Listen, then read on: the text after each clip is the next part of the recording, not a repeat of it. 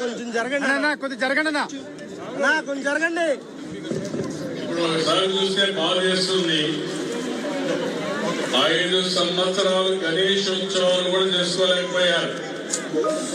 ఇప్పుడు నుండి గణేష్ ఉత్సవ కమిటీ అయితే 15వ సంవత్సరం ప్రారంభించి అప్పుడు చేసిన ఉత్సవాలు తప్ప 19-24 ఉత్సవాలు జరుపుకోలేక మళ్ళీ బుడమేరు వరదొచ్చిన ఉత్సవాలు జరుపుకున్నారు. కానీ గత ప్రభుత్వం నిర్వహించుకోలేకపోయారు. అంటే ఏ విధంగా ప్రవర్తించారో దీన్ని బట్టి అర్థమవుతుంది. అందుకే ఈ రోజు నేను ఆలోచించాను, ఎక్కడ ఎలాంటి అవరోధాలు లేకుండా ఉండాలని. ఏ పర్మిషన్ అవసరం లేదు, ఉచితంగా కరెంటు కూడా ఇచ్చి మిమ్మల్ని ఆదుకున్నామని చెప్పి నేను ఎందరికీ విజ్ఞప్తి చేస్తున్నాను. అది అప్పటి పరిపాలన ఇప్పటి పరిపాలనకు వ్యత్యాసం.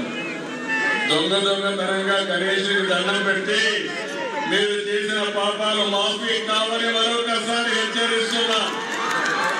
వినాయకుడు అంటే తమాషా కాదు, వడ్డీతో సహా వసూలు చేసి దేవుడు వినాయకుడు అనే విషయం కూడా మీరు గుర్తుపెట్టుకోవాలి. భక్తితో ప్రార్థిస్తే ఎక్కడ అవరోధాలు ఉండవు. అపహాస్యం చేస్తే మాత్రం వాళ్ళ జీవితాల్లో అడుగడుగునా అడ్డంకులే ఉంటాయి. వాళ్ళు ఎప్పుడూ పైకి రారని మరొకసారి హెచ్చరిస్తున్నా. Thank you.